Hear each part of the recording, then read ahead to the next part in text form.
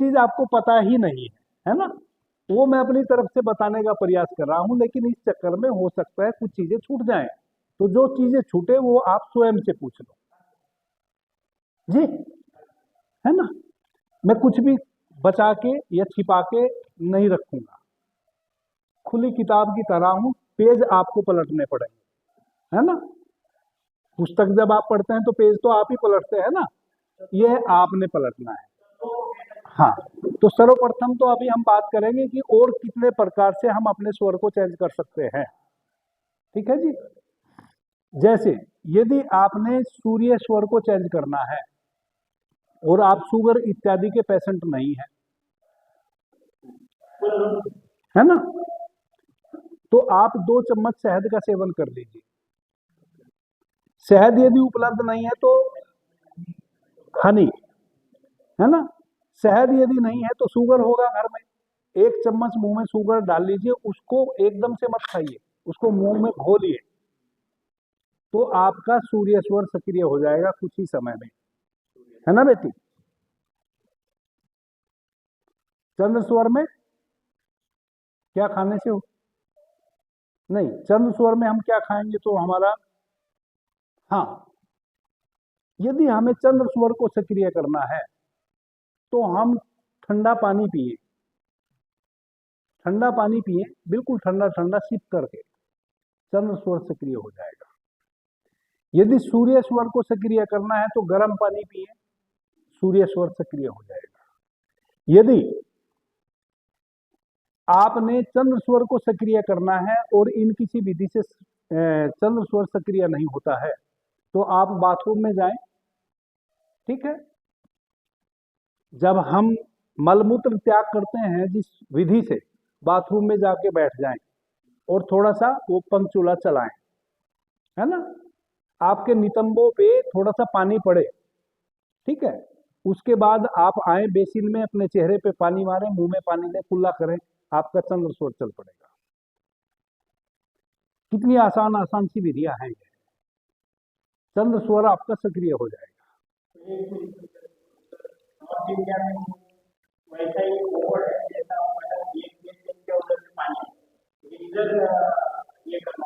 तो स्वयं से पानी छीट लें, है ना। तो यह एक प्रकार है। इसी प्रकार से आप यदि गर्म पानी अपने चेहरे पे मारेंगे और गर्म पानी से कुल्ला करेंगे तो सूर्य स्वर आपका सक्रिय हो जाएगा। जब भी आपने भोजन ग्रहण करना हो, ठोस भोजन कुछ भी, तो हमेशा सूर्य स्वर में ही ग्रहण करना है। जब आपने लिक्विड रूप में कुछ भी सेवन करना है तो चंद्र स्वर में सेवन करना है। जब आपने स्नान करना है, बाथिंग लेना है, तो आपने सूर्य स्वर में लेना है। जब आपने स्टूल जाना है तो सूर्य स्वर में जाना है, लेकिन यूरिन पास करना चंद्र स्वर में करना है। ये 4-5 चीजें यदि हम जी स्नान करेंगे सूर्य स्वर में जी, गर्म पानी से आप चंद्र स्वर में भी स्नान कर सकते हैं, लेकिन नेचुरली आपने सूर्य स्वर में ही स्नान करना है, जो हम ताजे पानी से स्नान करते हैं, ठीक है। रिवर में और नदी में जी सूर्य स्वर में ही स्नान करेंगे कभी भी। जब हम स्टूल जाएंगे तो हम सूर्य स्वर में जाएंगे, लेकिन यूरिन पास करेंगे तो चंद्र स्वर में करेंगे। कभी भी हम अस्वस्थ नहीं हो सकते यदि हम इतने नियम का पालन किए जी। नहीं, किसी भी स्वर में सोए, वो एक अलग विधि है, वो मैं बताऊंगा। अब कोई कोई मित्र कहते हैं कि चाय किस स्वर में पिए, तो चाय गर्म है, लिक्विड तो है लेकिन गर्म है, तो उसको हम सूर्य स्वर में पिए। चाय कॉफी हम सूर्य स्वर में पिए। जितने भी पेय पदार्थ ठंडे हैं, जो शीतल हैं, जैसे यदि हम कोल्ड ड्रिंक ले रहे हैं, पानी पी रहे हैं, दुग्ध पान कर रहे हैं, वह सभी चीजें हमें चंद्र स्वर में लेनी चाहिए। यदि कोई शराब पीता है तो सूर्य स्वर में पीनी चाहिए। कोई पीता हो है ना। यानी कि सूरापान लिखा हुआ है हमारे शास्त्र में, सूरापान, सूरापान की व्यवस्था है ना शास्त्रों में।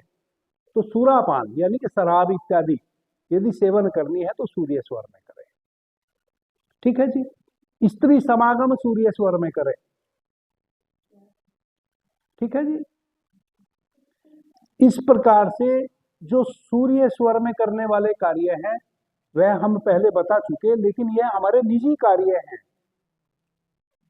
मल मूत्र त्याग करना, भोजन ग्रहण करना, यह सब हमारे निजी कार्य हैं। इनको हमें हमेशा ध्यान में रखना चाहिए कि किसी भी स्थिति में, किसी भी परिस्थिति में हमें स्नान करना है तो सूर्य स्वर में ही करना है। यदि आपने सूर्य स्वर में स्नान ना किया, अभी तक आपको पता नहीं है, अभी तक आपको मान लिया ये पता नहीं, मैं नहीं जानता आपको पता है कि नहीं पता है, लेकिन जिन मित्रों को अभी तक इस बात का पता नहीं है और वह कभी ना कभी नई नई समस्याओं से ग्रस्त रहते हैं, कभी सर्दी होगी, कभी जुकाम हो गया, कभी बुखार हो गया, कभी ताप चढ़ गया, नाना प्रकार की समस्याएं शरीर में आती हैं, तो वो सोचते होंगे कि ना जाने फ्लू लग गया, क्या हो गया, है ना। ऐसा नहीं है। जिनको स्वर विज्ञान पर भरोसा ना हो, यदि आप किसी को बताएं, मेरे अतिरिक्त यदि आप किसी को बताएंगे कि मैं इन सब चीजों पे बिलीव नहीं करता, ऐसे हो सकते हैं कुछ लोग, उनको आप कहें कि ठीक है नहीं बिलीव करते, तो जब आपका चंद्र स्वर चल रहा हो तभी आप स्टूल पास करें, जब आपका चंद्र स्वर चल रहा हो तभी आप स्नान करें, जब आपका सूर्य स्वर चल रहा हो तब आप ठंडा जल ग्रहण करें। 3 दिन लगातार कीजिए, चौथे दिन आप बीमार पड़ जाएंगे, गारंटी है, हर हाल में बीमार पड़ जाएंगे। स्वर विज्ञान पे आपको भरोसा हो जाएगा। जिसको नहीं होता हो उसको कहें कि भाई आप विपरीत स्वर में विपरीत कार्य कीजिए, आपको पता चल जाएगा। अभी तक भी आप बीमार इस कारण से ही पड़ते रहे हैं क्योंकि आपको स्वर का पता नहीं था। आप स्वर का पता नहीं होने के कारण गलत स्वर में गलत खान पान कर रहे थे, जिस कारण से आप बीमार पड़ जाते थे। अब यदि आप अपने स्वर के अनुसार खाना पीना अपना रखें, जीवन में कभी भी बीमार नहीं पड़ेंगे। स्वर विज्ञान आपको शारीरिक स्वास्थ्य से लेकर मानसिक स्वास्थ्य और आर्थिक उन्नति और सामाजिक प्रोन्नति सभी में आपका सहयोगी बनता है यदि आप स्वर विज्ञान को साथ लें। जैसे आप कभी भी बीमार नहीं पड़ेंगे यदि आप स्वर विज्ञान के इस मेथड को फॉलो कर लेते हैं। अब यदि किसी कारण आप बीमार पड़ गए तो देखें कि जब आपको एबनॉर्मल स्थिति बनी शरीर में, वह कौन से स्वर में बनी। अब यदि उस समय आप सचेत नहीं थे, जैसे हमारे कृष्णा जी ने कहा कि यदि हमने मुकदमा पहले से डाल रखा हो तो हम क्या करें, तो उस समय तो कृष्णा जी को पता नहीं था कि कौन सा स्वर चल रहा है। जब हमें बीमारी आ गई तो हमें नहीं पता हमारा कौन सा स्वर चल रहा था, नहीं पता, क्योंकि हम स्वर के विषय में ज्ञात हमें नहीं था, लेकिन आज है, आज तो हमें ज्ञात है और हम किसी डिजीज से पहले से ही ग्रस्त है। तो अब हम कैसे पता करें कि किस स्वर में वह डिजीज हमें हुई है। यदि आपको यह पता चल जाए तो आप उस डिजीज से मुक्त हो जाएंगे तुरंत। कैंसर जैसी घातक बीमारी से भी आप मुक्त हो सकते हैं। क्या कोई समझना चाहता है इस विषय को? जैसे आपको बुखार है, बुखार का जो ताप है वह एक समान नहीं रह सकता, वह घटेगा और बढ़ेगा। आपको गाउट है, घुटने में दर्द है, कहीं भी जॉइंट में दर्द है, आपको पेट में गैस बन रही है, आपको सर में दर्द है, आधा सीसी का दर्द है या किसी भी प्रकार का दर्द है, आपके शरीर में जो भी डिजीज है, आप देखें कि वह कब कब आपको पीड़ा देती है। बुखार है तो उसका ताप कब अधिक बढ़ता है, दर्द यदि पहले से शरीर में है तो कब वह दर्द बढ़ता है, और उस समय देखें कि कौन सा स्वर चल रहा है।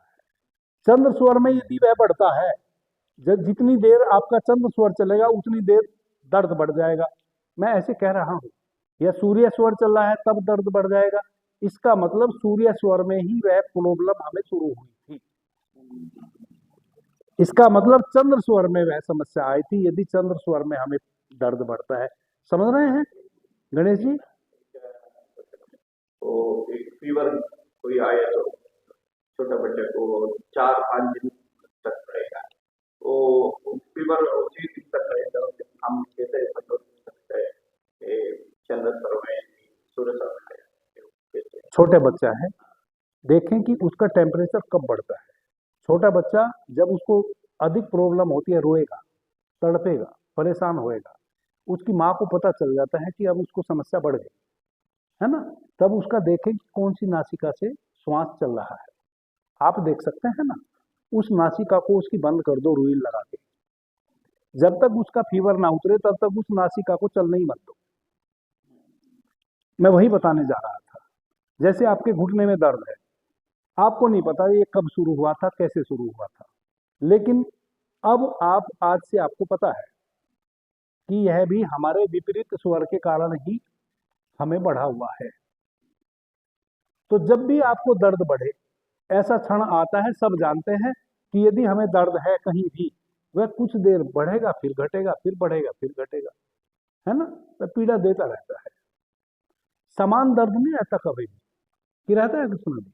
अगर सिर में दर्द है तो कुछ देर आपको शांत रहेगा, आप कहेंगे कि लगता है ठीक हो गया, लेकिन कुछ देर के पश्चात फिर से आपको वापस दर्द आ जाएगा, तो फिर आप कहेंगे कि नहीं नहीं ठीक नहीं हुआ है, तो बढ़ गया। यानी कि जब जब वह स्वर चलेगा आपका जिसमें वह बढ़ता है, या जिस स्वर में उस व्याधि की उत्पत्ति हुई थी आपके शरीर में, जब भी वह स्वर आपका चल रहा होगा, वह उग्र हो जाएगा रोग। बुखार है तो बुखार का टेम्परेचर बढ़ जाएगा, दर्द है तो दर्द बढ़ जाएगा, जिस प्रकार की भी व्याधि है वह व्याधि बढ़ जाएगी। यदि कोई शुगर का पेशेंट है, आप चमत्कार देखेंगे, यदि आपको पता चल जाए कि उस क्षण आप दिन में 4-5 बार किसी का शुगर का टेस्ट करिए, आपको पता चलेगा 4 बार 5 बार यदि आपने टेस्ट किया, अलग अलग रिजल्ट आएगा। कभी शुगर 120 बढ़ी हुई मिलेगी, कभी 140, कभी 280 मिलेगी। तो देखें कि कितने, और उस समय उसका जब आप उसका टेस्ट करें, उस पे कागज पे लिख लें कि उस समय उसका कौन सा स्वर बह रहा था। देखें कि कौन सा स्वर बह रहा था, तब आपने जो टेस्ट किया था, तब उसकी अधिकतम बढ़ी हुई शुगर आई। इसका मतलब उसको सूर्य स्वर या चंद्र स्वर में, यानी कि पर्टिकुलर उस स्वर में उसको शुगर शुरू हुई थी उस समय। अब आप शुगर का इलाज औषधियों से कर रहे हैं, सफलता मिल भी सकती है, नहीं भी मिल सकती है, लेकिन यदि आपने स्वर को ज्ञात कर दिया किस स्वर में शुगर की उत्पत्ति हुई थी, उस स्वर को तब तक आप बंद रखिए जब तक शुगर निर्मूल ना हो जाए, चाहे 10 दिन लग जाए। आप बिना औषधि के स्वस्थ हो जाएंगे, बिना औषधि के। जैसे किसी को कैंसर हो गया, लोग कहते हैं कि कैंसर तो बहुत खतरनाक डिजीज है। कैंसर यदि होएगा तो इसका मतलब लगातार चंद्र स्वर बह रहा है। बिना लगातार चंद्र स्वर बहे आपको कैंसर नहीं हो सकता। कैंसर का जो विषाणु है उसको एक तापमान चाहिए, तभी मरेगा वो। वह तापमान सूर्य स्वर से मिलेगा। सूर्य स्वर बह नहीं रहा, चंद्र स्वर लगातार बह रहा, कैंसर बढ़ता जा रहा। यदि चंद्र स्वर को आपने बंद कर दिया, सूर्य स्वर को बहने दिया, तो आपके शरीर में प्राण की शक्ति बढ़नी शुरू हो जाएगी, एक विशेष हिट में आपके भीतर व्याप्त हो जाएगी। वह कैंसर का विषाणु मरना शुरू हो जाएगा, जो किसी औषधि से भी नहीं मर रहा। अभी वो किसी औषधि से भी हम उसको समाप्त नहीं कर पा रहे। उसके लिए अभी डॉक्टर वो कीमोथेरेपी ये सब करते हैं, शून्य कर देते हैं। जैसे यहाँ कैंसर हुआ तो इसके चारों तरफ की जो मांसपेशियां हैं उनको शून्य कर देते हैं कीमोथेरेपी से, ताकि वो आगे ना बढ़े, है ना। और फिर उसको औषधि देते हैं ताकि जहां तक वो है वो विषाणु मर जाए। सफलता मिल भी जाती है, कई बार नहीं भी मिलती है, और बहुत कॉस्टली इलाज है। इसी कार्य को आप अपने स्वर से कर सकते हैं, लेकिन आपको पता हो, पक्का यह आप पता कर ले कि कौन से स्वर में यह डिजीज आपको व्याप्त हुई थी भीतर। मेरी बात समझ रहे हैं? आप पता कर सकते हैं आप, कि मुझे दोबारा बताना पड़ेगा?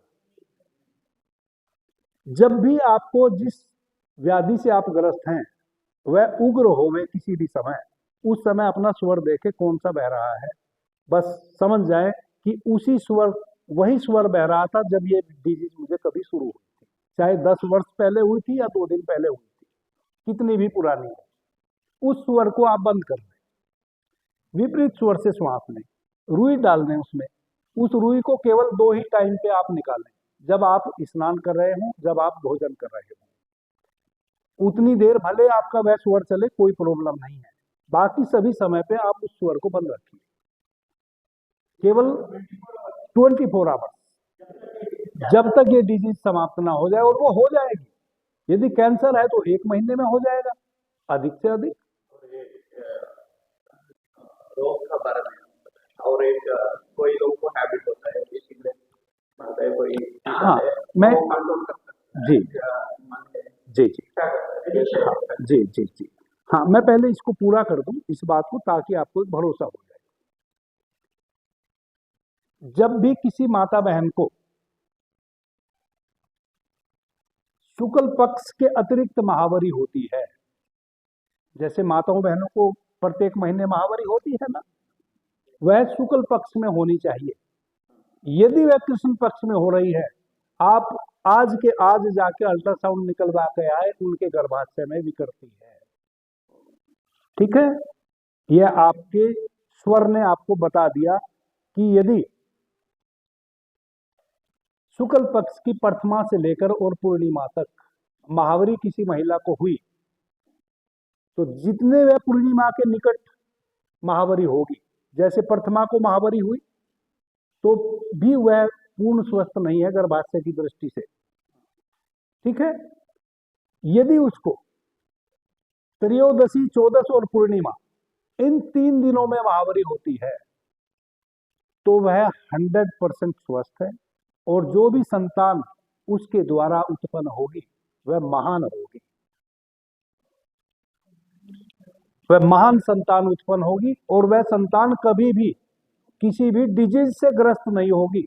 ये भी समझ लो, इन 3 दिनों में जिस महिला को महावरी होती हो,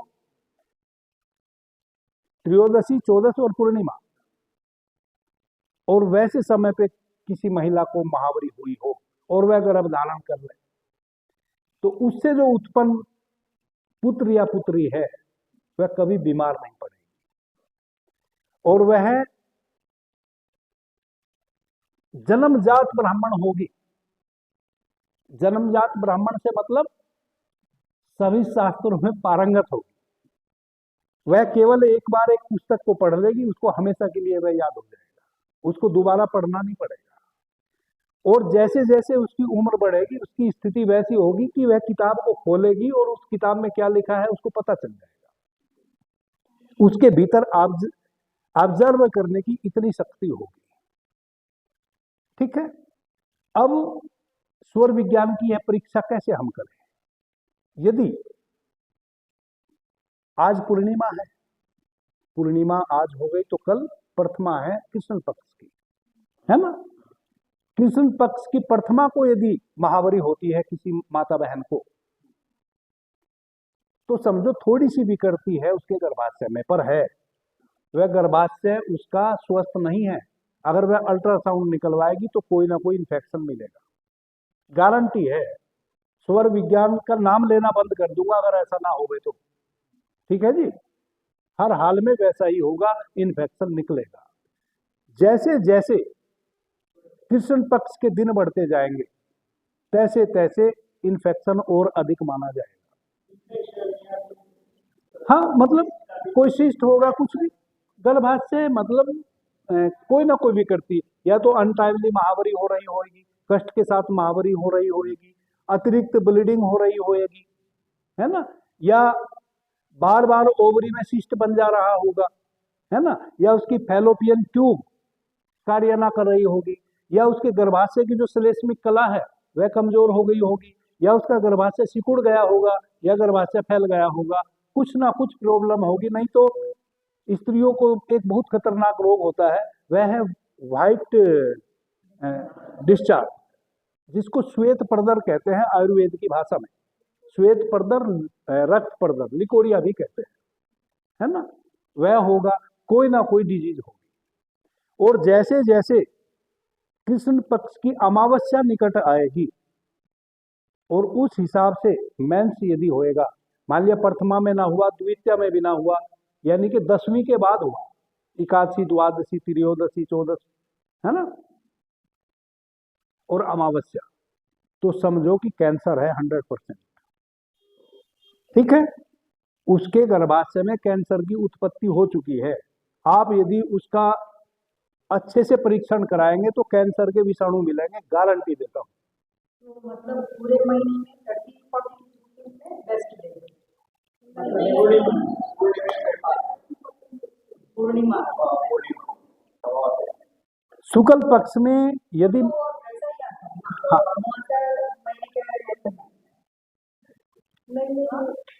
अब समझो बहन जी, मैं बताता हूँ आपको, है ना। शुक्ल पक्ष की प्रथमा से लेकर और पूर्णिमा तक यदि महावरी होती है किसी भी माता बहन को, तो वह ठीक है, शुभ है। जितना पूर्णिमा के निकट महावरी होगी उतना ही ज्यादा स्वस्थ है ना। लेकिन यदि कृष्ण पक्ष में महावरी होती है तो 100% वह बीमार है। अब जितना जितना वह अमावस्या के निकट जाएंगी उतना ही अधिक बीमार है। यदि अमावस्या की 10वीं, एकादशी, द्वादशी, त्रयोदशी और चौदस और अमावस्या, ये 5 तिथि 10वीं के बाद की यह पड़ रही है और उनमें महावरी होती है तो कैंसर है 100%। ठीक है जी, आप उसका टेस्ट करा ले, 100% कैंसर के विषाणु निकलेंगे, कोई शिस्ट निकलेगा, उस शिस्ट का जब हम मांस लेके और उसका परीक्षण कराएंगे तो उसमें कैंसर के विषाणु मिलेंगे, जो आज नहीं कल बहुत डेवलप होके और घातक सिद्ध हो जाने वाला है, ये गारंटी है एकदम। क्या कह रहे थे आप? हाँ, मैंने कहा ना कि प्रथमा में यदि होता है तो भी कुछ ना कुछ प्रॉब्लम है, लेकिन घातक नहीं है, घातक नहीं है, मतलब कोई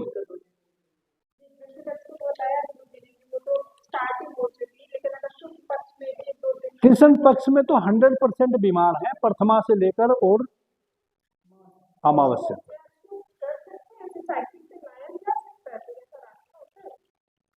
हाँ, ईश्वर विज्ञान वही तो है।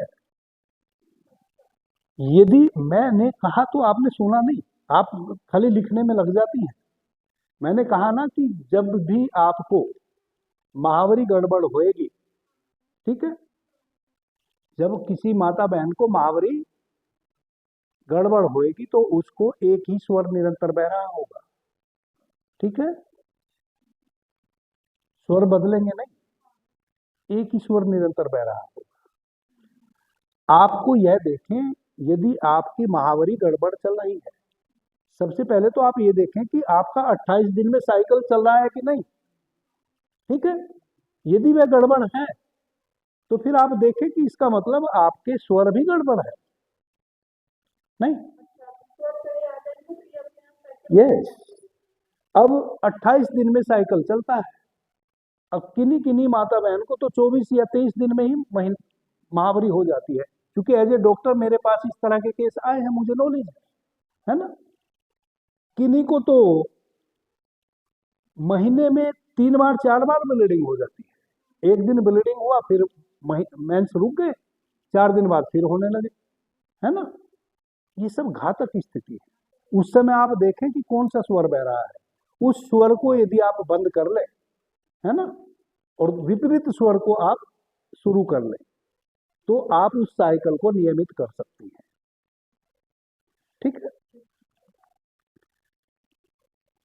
स्वर विज्ञान के अनुसार हम मनचाही संतान उत्पन्न कर सकते हैं। ठीक है, स्वर विज्ञान, इसीलिए भगवान भोलेनाथ ने इस विषय पर लाया, माता पार्वती ने यह विषय उठाया, उन्होंने इस विषय में बताया। ठीक है, क्यों बताया? क्योंकि इस पृथ्वी पे सारे प्रयास समस्त ऋषियों के, मनुष्यों के, और हम जो साधारण मनुष्य हैं हमारे भी यही होते हैं कि मेरे द्वारा जो संतति आवे वह महान हो। ऐसा कौन मां चाहती है कि मेरा पुत्र या पुत्री योग्य ना हो? ऐसा कोई चाहता है? सब चाहते हैं कि योग्य पुत्र पुत्री को मैं जन्म दूं, लेकिन दे कहां पाते हैं हम? वह भी एक माँ है जिसने राम और कृष्ण को जन्म दिया है, वह भी एक माँ है जिसने रावण को जन्म दिया है, वह भी एक माँ है जिसने दुर्योधन को जन्म दिया है। एक गलत स्वर में गंधारी कोई गलत औरत तो नहीं थी, कितनी पतिव्रता औरत थी, उसके पति अंधे थे, वह तो आंख वाली थी, लेकिन उसने पट्टी बांध ली कि जब मेरे पति ही नहीं देख सकता दुनिया को तो मैं क्यों देखूं। फिर भी उसको कैसी संतान उत्पन्न हुई, दुर्योधन जैसा हठ धर्मी जन्म लिया, क्योंकि विपरीत स्वर चल रहा होगा। प्रत्येक माँ चाहती है कि मैं सुयोग्य संतान को उत्पन्न करूं, प्रत्येक पिता भी यही चाहता है कि जो संतान हमारे द्वारा इस पृथ्वी पे अवतरित हो वह हमारी परंपरा को आगे बढ़ाए, हमारे शास्त्रों के हिसाब से जो हमारी परंपरा है उसको आगे बढ़ाए। लेकिन ऐसा हो कहाँ पाता है, नहीं हो पाता है ना। लेकिन स्वर विज्ञान के अनुसार आप मनचाहे संतान की उत्पत्ति कर सकते हैं। तो सबसे पहले तो किसी भी माता बहन को ये देखना चाहिए कि मेरे स्वर के हिसाब से, यानी कि चंद्र स्वर में शुक्ल पक्ष में महावरी होना मांगता है, यदि आपको एक सुदृढ़ संतान को जन्म देना है ना। कृष्ण पक्ष में, हाँ एक बात मैं भूल गया, यदि कृष्ण पक्ष में किसी माता बहन को महावरी होती है और वह कंसीव कर जाती है तो वह कभी भी उस बच्चे को जन्म नहीं दे सकती, वह पहले ही मिसकैरेज हो जाएगा, ये भी तय है।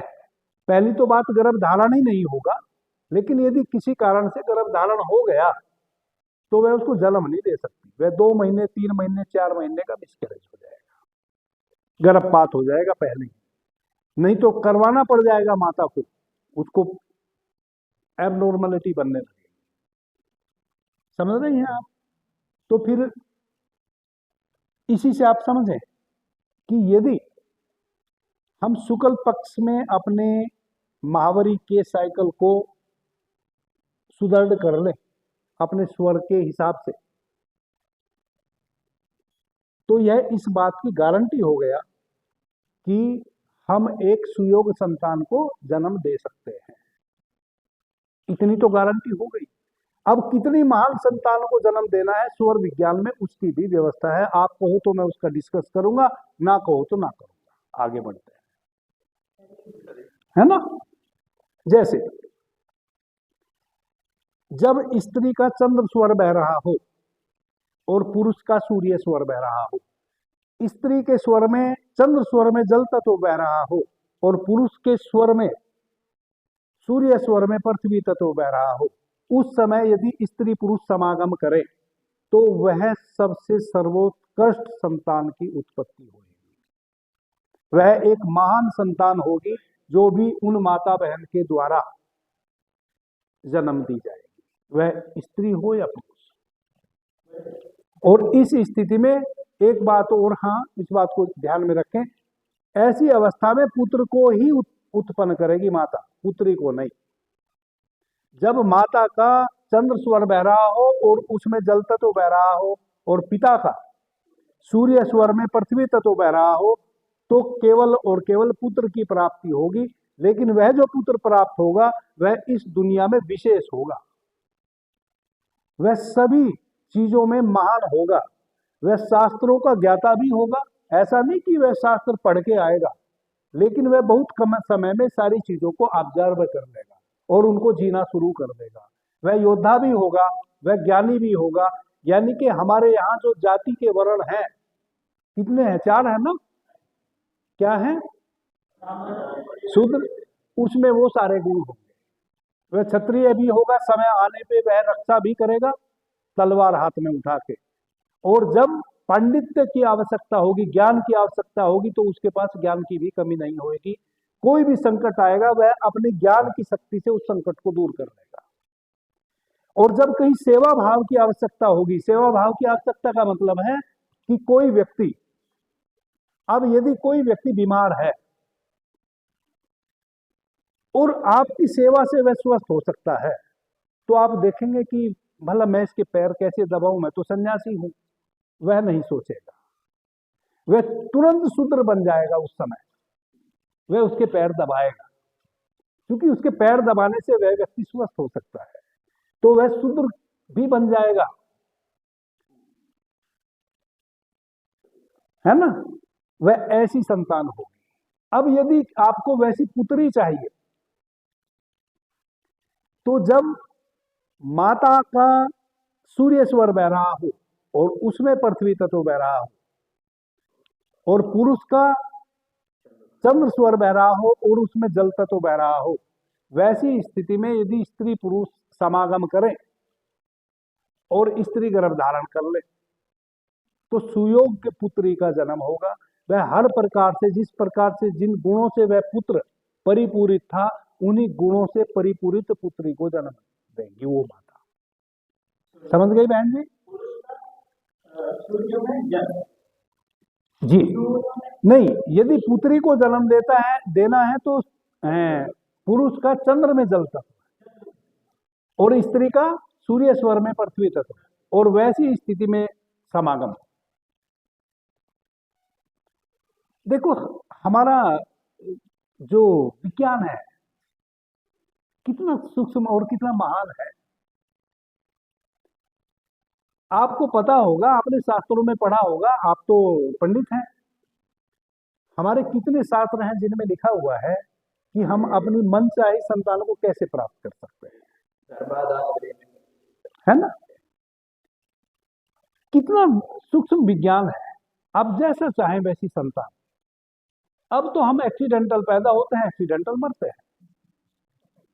ना हमारे माता पिता को पता है कि हम आ गए हैं, और ना हमें पिता पता है कि हम आ गए हैं, और हम इस शरीर से विदा ले लेते हैं, ना हमें तब पता है कि हम जा रहे हैं।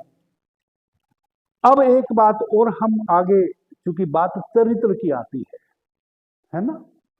एक स्त्री अपने पुरुष के प्रति परायण हो और एक पुरुष अपनी स्त्री के प्रति परायण हो। परायण शब्द का अर्थ समझते हैं? ऑनेस्ट, लॉयल है। उसके लिए भी शिव सर्वोदय विज्ञान में चर्चा की गई है ना। कैसे एक स्त्री अपने पुरुष के प्रति परायण हो, जिसको कहते हैं पति परायण स्त्री, पतिव्रता स्त्री। तो पतिव्रता पुरुष भी तो होता है ना, पत्नी व्रता, है ना। हम तो चूंकि पुरुषों ने सारे शास्त्र जो लिखे हैं ना, वह केवल स्त्रियों के लिए लिखे हैं। हम लिखते हैं, हमारे तुलसीदास जी कहते हैं कि ढोल गवार क्षुद्र पशु नारी सब ताड़न के अधिकारी, है ना। नारी को क्यों जोड़ा, पुरुष को क्यों नहीं जोड़ा? मैं तो कहूंगा ढोल गवार क्षुद्र पशु घोड़ा, जितना पीटो उतना थोड़ा। समझ रहे? स्त्रियों के लिए भी तो कुछ होना चाहिए ना। तो स्त्री के प्रति पुरुष को परायण होना चाहिए, तभी एक गृहस्थी सुचारू रूप से चल पाती है। वरना तो बहुत लोगों का विनाश हो जाता है केवल शक में। अगर किसी माता बहन को अपने पति पे शक हो जाए कि यह कुछ ठीक नहीं है, तो उसके घर का सारा सिस्टम बिगड़ जाएगा। बहन जी गलत तो नहीं कह रहा? केवल शक के कारण, चाहे वह वैसा हो भी ना। अब यह उस पुरुष को अपनी पत्नी को विश्वास दिला के रखना है कि मैं कभी भी गलत नहीं हूं, है ना।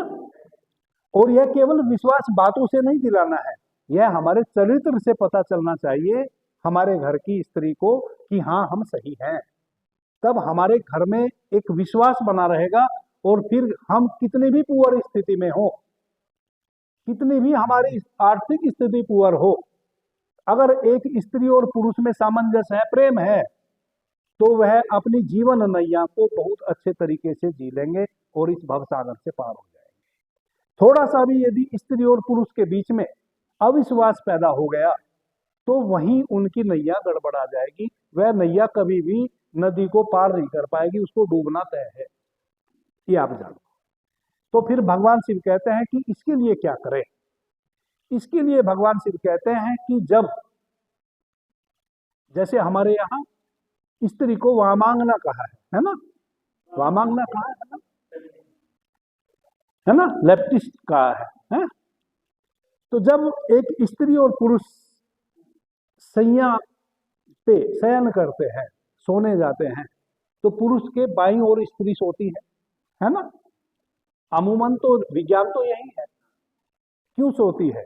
क्योंकि जब वह पुरुष के बाईं ओर सोएगी और पुरुष की तरफ वह करवट लेके सोएगी तो उसका ऑटोमेटिक बायां स्वर चलेगा, चंद्र स्वर चलेगा, क्योंकि दाहिना उसका अंग जो है वह दबा हुआ है।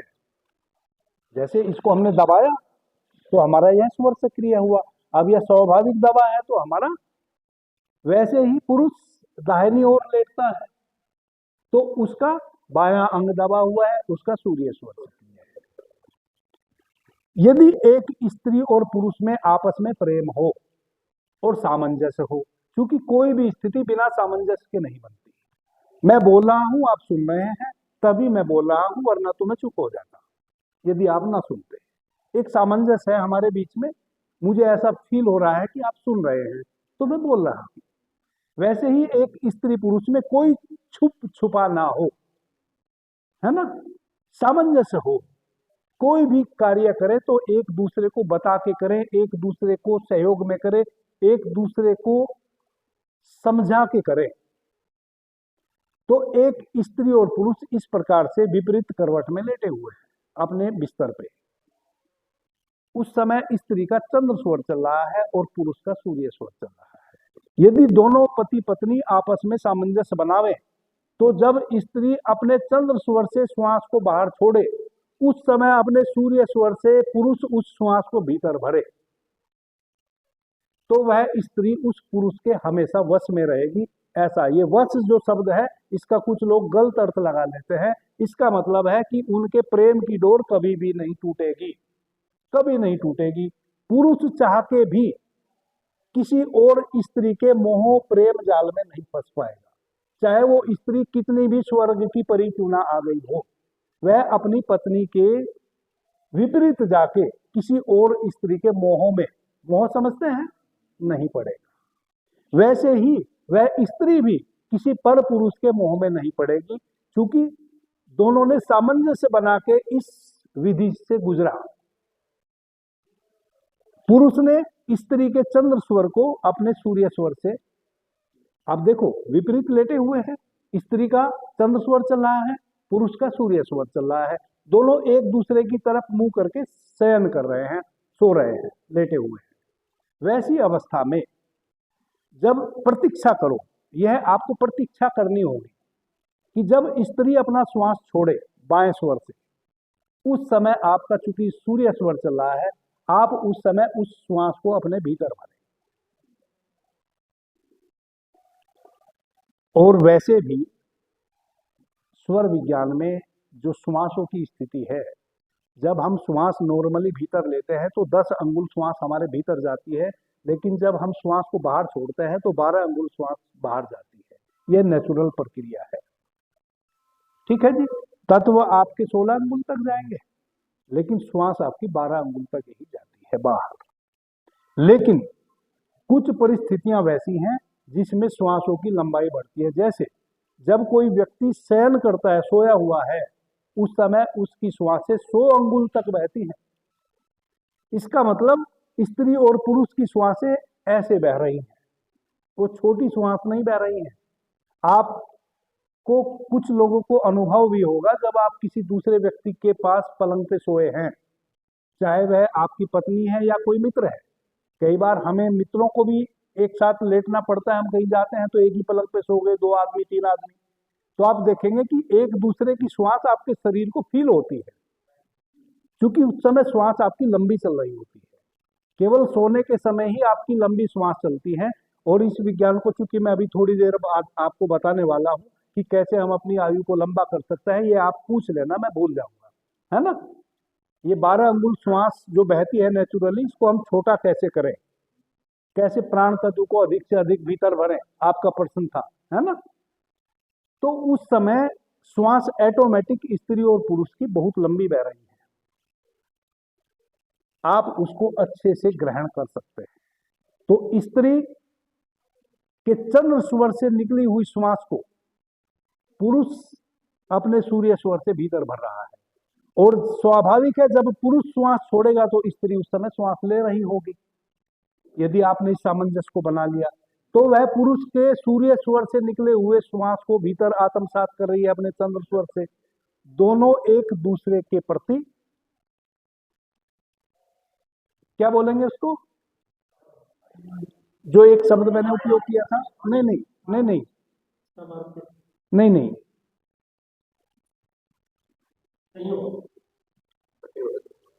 मैंने एक दूसरा शब्द बोला था। वशीभूत हो गए, एक दूसरे के वश में हो गए दोनों। स्त्री पुरुष के वश में है और पुरुष स्त्री के वश में है। इस प्रकार से इसको सम्मोहन कहते हैं। पुरुष ने अपनी स्त्री को सम्मोहित कर लिया और स्त्री ने अपने पुरुष को सम्मोहित कर लिया। इस प्रकार से आप पर पुरुष या पर स्त्री को भी सम्मोहित कर सकते हैं। यदि आप गलत प्रवृत्ति के व्यक्ति हैं तो आप पर स्त्री को या पर स्त्री पर पुरुष को भी सम्मोहित कर सकती है। ये स्वर विज्ञान में सम्मोहन की प्रक्रिया है। समझ गए जी? एक पुरुष दूसरे पुरुष को भी सम्मोहित कर सकता है, एक स्त्री दूसरी स्त्री को सम्मोहित कर सकती है, एक पुरुष किसी दूसरे की स्त्री को सम्मोहित कर सकता है और एक स्त्री किसी दूसरे पुरुष को भी सम्मोहित कर सकती है। विज्ञान यही है कि जब आपकी श्वासें जिस स्वर से चल रही हो, आप उस श्वास को बाहर छोड़े, मेरा दूसरा स्वर विपरीत चल रहा हो, मैं उस श्वास को अपने विपरीत स्वर से भीतर लूं, तो आप मेरे प्रति सम्मोहित हो गए और मैं आपके प्रति सम्मोहित हो गया। ये सम्मोहन क्रिया है स्वर विज्ञान के अनुसार। समझ गए? दिशा बताई, अगर इसका जस्ट अपोजिट हो और मतलब जो आपने दिशा बताई स्त्री पुरुष के बाएं तरफ छोड़ी और इसकी बाएं तरफ छोड़ी होगी तो दोनों के फिर अपोजिट स्वर चल रहे। हाँ, जब यदि आपने उसका कोई नुकसान नहीं, यदि आपने किसी पुत्री को जन्म देना है तब आप इस प्रक्रिया से गुजर सकते हैं। हाँ, नुकसान है जर्नल में। नुकसान क्या है कि स्त्री का हमेशा रात्रि में वाम अंग ही चलना चाहिए, तभी उसका मेंस भी, उसकी मावरी भी सर्किल में आएगी। यस, तभी वह स्वस्थ रह पाएगी। और पुरुष का हमेशा सूर्य स्वर ही रहना चाहिए रात्रि में, है ना, तभी वह पूर्ण रूप से स्वस्थ रह पाएगा। कभी भी पुरुष को बाईं करवट ही सोना चाहिए। यदि करवट दुखने लगे तो 4-5 मिनट के लिए फिर आपने करवट बदल ली, लेकिन पुरुष को बाईं करवट ही सोना चाहिए। यदि वह अकेला भी सो रहा है तो भी, क्योंकि जब वह बाईं करवट सोता है, एक तो उसकी जठराग्नि प्रदीप्त रहती है। क्यों? क्योंकि सूर्य स्वर चल रहा है।